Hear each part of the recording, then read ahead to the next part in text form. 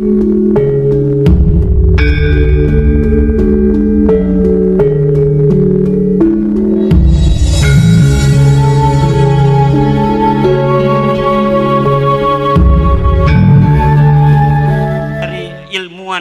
Timur Tengah yang ada di kitab-kitab Ba'lawi itu bukan karamah tetapi khurafat.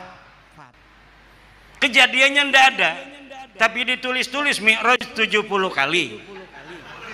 Ditulis-tulis bahwa dia baca salam kepada Rasulullah, tidak berhenti baca salamnya kecuali dijawab oleh Rasulullah Muhammad sallallahu alaihi wasallam. Pas saya teliti, namanya Ali Qoli Qasam. Jangankan dia berkeramat, orangnya saja aya. Ora ono, namanya saja tidak ada. Dari mana sih ngomong orangnya tidak ada? Kalau Ki Alawi tadi itu kereng karena babnya rijalul hadis. Kereng, tahu kereng? Ketat dia itu, keras ketat. Jadi Ahmad bin Isanya aja dianggap tidak ada. Kenapa Ahmad bin Isanya dianggap tidak ada? Karena Ahmad bin Isa ditulis oleh Ba'lawi sekarang katanya seorang muhaddis, seorang perawi hadis. Kalau ditulis perawi hadis, harusnya namanya sudah ada di kitab Rijalul Hadis. Kiai Alawi sudah meneliti seluruh kitab Rijalul Hadis, tidak ada namanya Ahmad bin Isa. Maka dia katakan Ahmad bin Isa jangankan meriwayatkan hadis, orangnya saja tidak ada. Kenapa? Beliau standarnya ilmu hadis. Kalau saya standarnya ilmu nasab. Dalam ilmu nasab, karena ilmu nasab adalah bagian dari sejarah, maka kitab yang paling dekat masanya dengan Ahmad bin Isa itu menyatakan apa? Apakah dia ada ataukah tidak ada? Walau bukan kitab sezaman, tapi yang paling dekat ditemukan yaitu kitab Tahdhibul Ansab 435 Hijriah. Dia wafat 345, tapi kemudian 100 tahun kemudian ada yang mencatat namanya. Nah, ini di dalam ilmu sejarah bisa kita ambil karena apa? Tidak ada yang mencederai dia, tidak ada yang menolak kitab sebelum dia. Kalau ada kitab yang menolak Tahdhibul Ansab bahwa Isa al-Arad, Isa bin Muhammad An-Naqib tidak ada nama anaknya Ahmad bin Isa, maka ini rungkatnya bukan dari Ubed, rungkatnya dari Ahmad bin Isa. Dan sudah ada penelitian di Mekah, Ahmad bin Isa ini memang nasabnya juga batal. Tetapi saya kasihan kalau terlalu banyak yang batal-batal. Udah nggak apa-apa dah, karena ada walaupun jaraknya 100 tahun dari masa wafatnya Ahmad bin Isa, kita temukan kitabnya namanya Tahdhibul Ansab. Tahdhibul Ansab menyatakan Isa punya anak namanya Ahmad, maka kita pegang bahwa memang Isa punya anak Ahmad, walaupun tidak ada sebelumnya kitab yang sejaman yang menyatakan itu. Kenapa? Kasihan. Karena kalau ini pun kita tolak, jaraknya lebih panjang lagi keterputusan nasab Ba'lawi ini. Kita hitung dari 345 ini kita hilangkan sampai ke ayahnya Muhammad An-Naqib dihitungnya. Kapan Muhammad An-Naqib itu wafat, di situ kita hitung keterputusan. Begitulah ilmu sejarah dan ilmu nasab bekerja untuk mengisbat nasab. Tidak ada kitab nasab yang menyatakan Ahmad bin Isa punya anak Ubed. Karena kita sudah mengakui secara lemah pun bahwa Ahmad bin Isa ini ada, maka kita kemudian mencari dia punya anak berapa. Dia punya anak 3, Muhammad, Ali, Husain. Kitab ini 550 tahun mengatakan yang sama, anaknya 3, Muhammad, Ali, Husain. Baru di tahun 895 Hijriah, Ali bin Abu Bakar As-Sakran Ba'alawi mengarang kitab namanya Al-Burqatul Musyiqah. Di sini dia bilang anaknya Ubed ini bagian daripada anaknya Ahmad bin Isa. Begitu ceritanya. Itu dari ilmu nasab. Ilmu sejarah. Ilmu sejarah, kitab sejarah ditulis sejak abad ketiga Hijriah. Abad kedua, Nasabu Quraisy, Tarikh Baghdad. Kemudian di sekitar Yaman itu ada Tabaqat Fuqaha'il Yaman, ada Tabaqat Sulaha'il Yaman, ada As-Suluk fi Tabaqatil Ulama wal Muluk, ada Musallam Al-Lahaji, ada kitab Mir'atul Jinan. Semuanya tidak mencatat keluarga Ba'alawi Abdurrahman Segaf sebagai keturunan baginda Nabi besar Muhammad SAW. Baru ada setelah abad 9. Kalau dari abad 9 sampai sekarang 170 kitab pun ada. Tetapi dalam kaidah ilmu nasab, la yuhtaju bi kasratil masadiri idza kana asluha min marji'in wahidin. Tidak dijadikan hujjah kitab-kitab yang banyak itu apabila kembalinya kepada satu referensi, Al-Burqatul Musyiqah. Jadi banyaknya kitab kemudian yang menyebutkan itu tidak bisa digunakan sebagai dalil bahwa nasab mereka sahih. Tidak bisa. Apalagi bukan kitab nasab. Sedangkan tidak ada kitab nasab di abad 9 sampai bawah yang mencatat nama mereka. Yang ada itu kitab Tuhfatut Talib di abad 10. Kitab Tuhfatut Talib baru mencatat nama Alwi, Sohib Mirbat, Khali Qasam, Mufaqih Muqaddam baru dicatat di abad 10 kitab nasabnya. Kalau bukan kitab nasab, Al-Burqatul Musyiqah itu kitab tasawuf, itu di abad ke-9 Hijriah. Makanya Kiai Nur Ihya itu kereng juga. Kereng itu artinya pelit. Dia itu mengatakan putusnya 651 tahun. Kenapa? Karena kitab nasab yang pertama mengatakan itu ada di 966 Hijriah, kitab Tuhfatut Talib.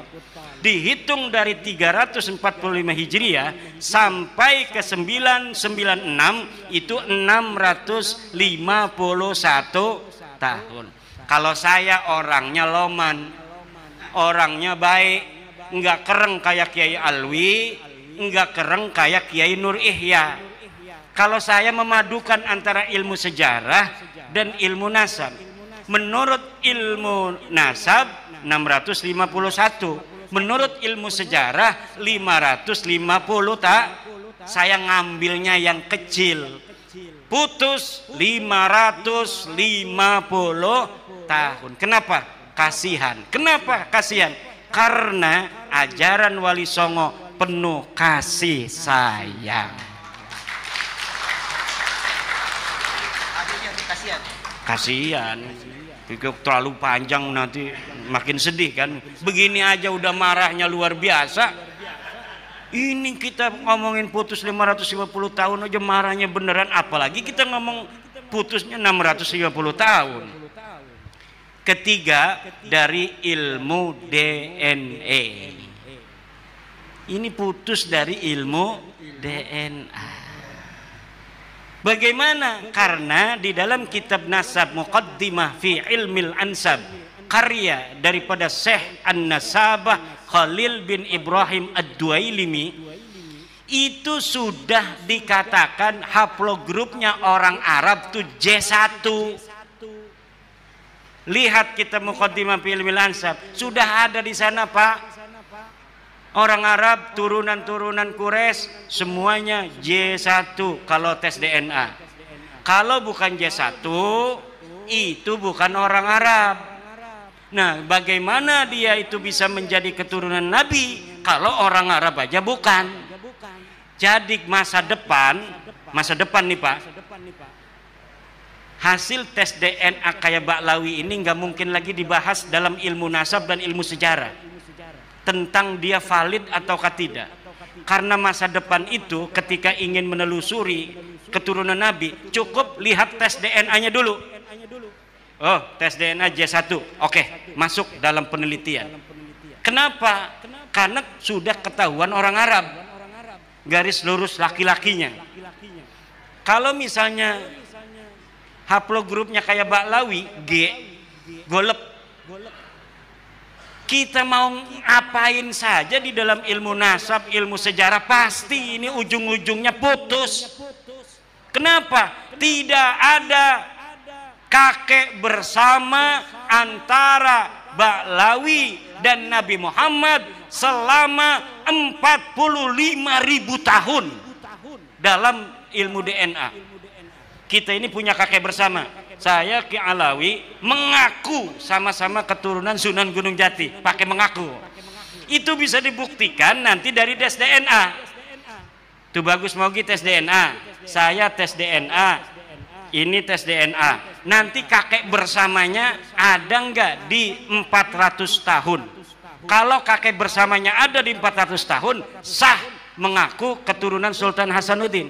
Kenapa? Karena Sultan Hasanuddin dan kita hari ini itu jaraknya 400 tahun atau 500 ya, 500 tahun. Kalau misalnya pas tes DNA Abdi ya jeung Ki Alawi pas di tes DNA kakek bersamanya 50.000 tahun, nggak mungkin ini keturunan daripada kami ini. Salah satunya pasti ada yang salah dari keturunan Sultan Hasanuddin. Kenapa? Sultan Hasanuddin ada kakek bersama yaitu 500 tahun. Itu cara bekerja ilmu DNA. Pakai dalil haram, makruh, sesat, kafir, ndak bisa. Masa depan akan ditertawakan oleh peradaban. Daripada nanti malu, lebih baik sekarang yang rapih mundur pelan-pelan. Daripada masa depan malu, lebih baik sekarang mundur pelan-pelan. Udah biarin aja itu Ki Imad Dajjal. Kamu mau percaya mau enggak dengan nasab kami silahkan dah. Dah begitu aja udah. Karena kalau enggak begitu semakin dia itu saya mau kemana enggak boleh. Saya mau kemana? Saya makin terkenal. Makin terkenal, makin banyak yang pengen. Ini udah undangan ceramah ke Kalimantan kemarin dari Malaysia, numpuk sekarang. Bikin sibuk saya juga ini. Ini yang ngangkat saya Baklawi. Semakin dia tidak percaya, semakin orang banyak percaya. Semakin dia punya buat-buat dalil-dalil palsu, manuskrip palsu, semakin orang cerdas-cerdas baca. Coba baca kitab buku Keabsahan Nasab Balawi itu.